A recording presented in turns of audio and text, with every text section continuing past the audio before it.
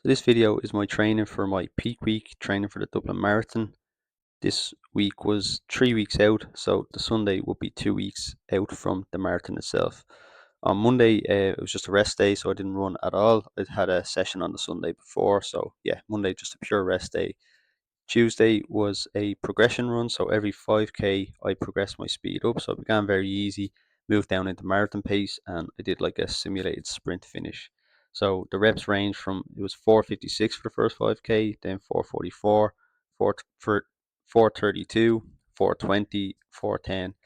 Then for the last bit, I went down to about 3:53 per kilometer, and within this, the first 2 kilometers of the 5k block were around 4 minutes. Then it progressed down to 3:53 and then 3:48. And then the last one was kind of around the 3:48 mark as well. But I did a sprint finish for the last kind of 400 meters of this.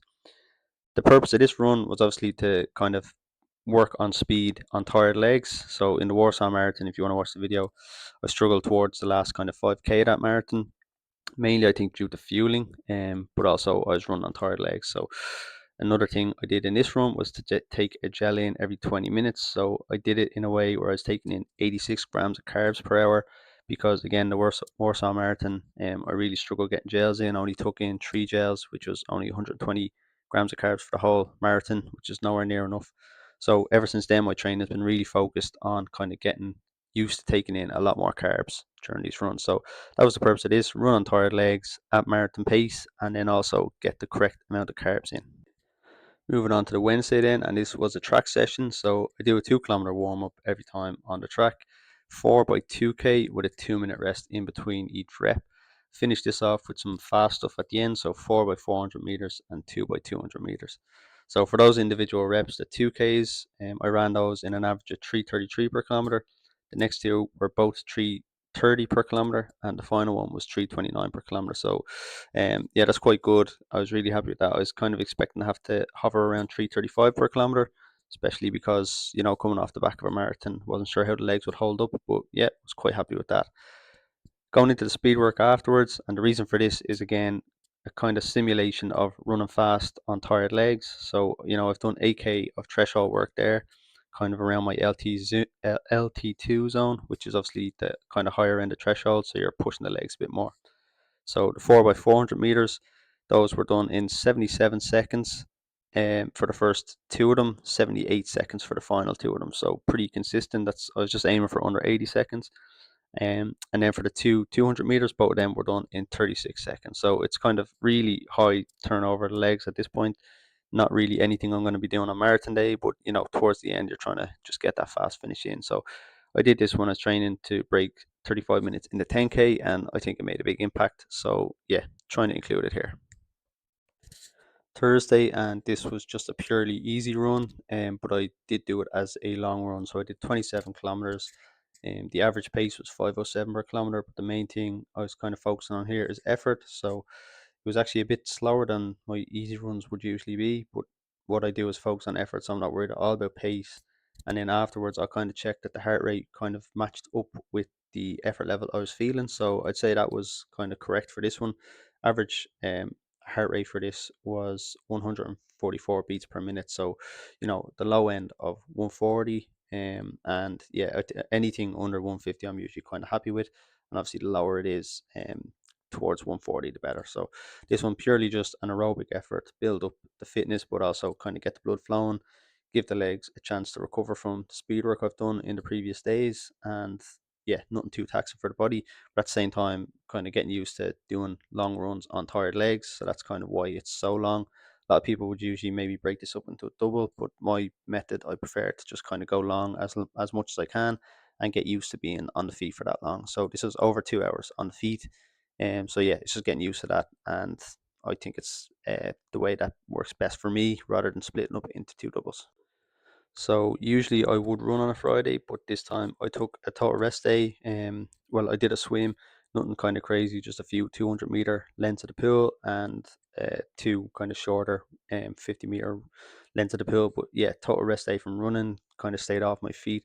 Reason for that is I was going into a big run on the Saturday, so this was kind of my last marathon, I suppose, effort level session. And the main purpose of this session was to get the legs tired early on in the run, and then have to do a 12-kilometer stint at marathon pace.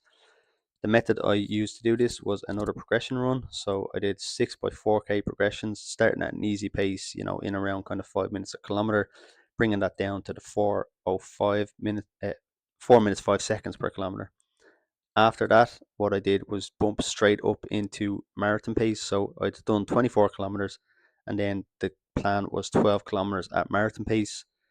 Ended up kind of averaging around 347, 348 ish for this 12 kilometers stretch. So that was from 24 to 36K. So obviously, that's a point where the legs have already been fatigued a little bit early in the run, especially building up speed as you go on. Although I will say that building up the speed that way, I kind of find makes it a bit more of a comfortable leap into the marathon pace afterwards.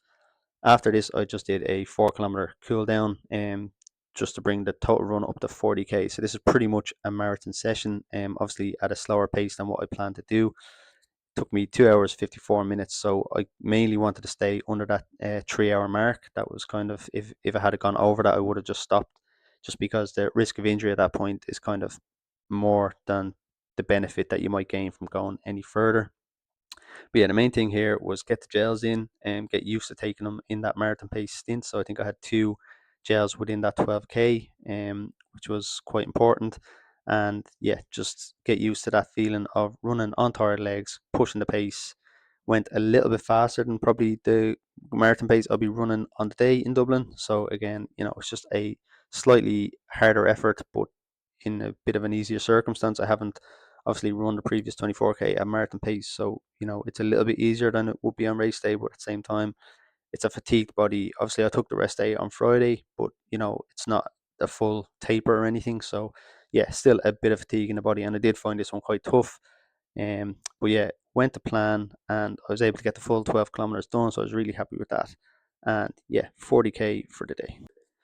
So usually I probably would have taken Sunday as a rest day after an effort like that, but with having given myself the Friday as the rest day, I went for a run on the Sunday. So this was kind of the run that was going to push it into peak mileage. So I'd already done about 100 and I think 12, 113 kilometers for the week at this point, but I wanted to be up into that 130s mark. So I did 22 kilometers on the Sunday. I did wait till the evening just to kind of have a bit more rest than what I would have had if I just went out, earlier in the day. But yeah, average of 454 per kilometer, and my average heart rate for this one was 141 beats. So I'm going a little bit faster than I was on my easy run on the Thursday, but I'm actually, having a bit of a lower heart rate than I did that day. So just kind of shows that effort like that can fluctuate, and that's why I go by effort rather than focusing on the pace or the heart rate. Um, Again, in this one, just getting gels in and stuff as well, and just really getting the stomach used to doing that while running. But only purpose for this one was to get easy miles in, kind of flush the legs out a little bit from having that obviously big session the day before, and then I knew that Monday would be a rest day, so I'd be able to recover fully then. Yeah, so total volume for that was just 22 kilometers, and that meant that overall for the week I did just under 135 kilometers. So I was quite happy with that, my peak week. And from now on, I'm going to be doing a 10-day taper. So, um, well, at the time of recording, I've already done these sessions, but so that means that on the Tuesday I've done just a very short one. It was a 10-kilometer run. I was having issues with my shoes, so I actually cut this one early. Did a track session, 6K and a 4K rep, a threshold, and then an easy run afterwards. And then I just did another progression run on the Thursday. And from that point onwards, that was my kind of final session. From now on, it's just easier running. So, for example, then on the Friday, it was just an hour's run, very easy, and that's the beginning of the taper. So, yeah, I'll be running Saturday, rest day Sunday, and then I'll be kind of running very easy, less than an hour, probably less than 50 minutes for most runs the following week, except for one session. I'll be doing 2 by 4K on the Wednesday. I did this before Warsaw and it worked really well. I felt really fresh on the Sunday, so I'm going to copy that exact taper that I did. But yeah, this has been peak week. I'm going to do a 10-day taper and I'm aiming for sub 245 in Dublin. So fingers crossed I'm able to sustain my pace the whole way through. If you've been watching this, thanks for watching the whole way through. I hope you enjoyed. I hope it's been helpful, and giving you some ideas for your own running as well. And just a little glimpse into kind of how I structured my week. In the future, I'll be trying to do more training videos than what I've done in this block. I just didn't have time in this block, unfortunately. But thanks for watching. Hope you enjoyed. If you did, please do like the video, subscribe to the channel if you haven't already. If you know anyone who you think might enjoy this sort of content, please do send it on to them as well. And yeah, any feedback or comments you want to put in, I'll take them into account or reply back to you if you have any questions or anything. Well, thanks for watching, and I hope you enjoyed it and it's been helpful.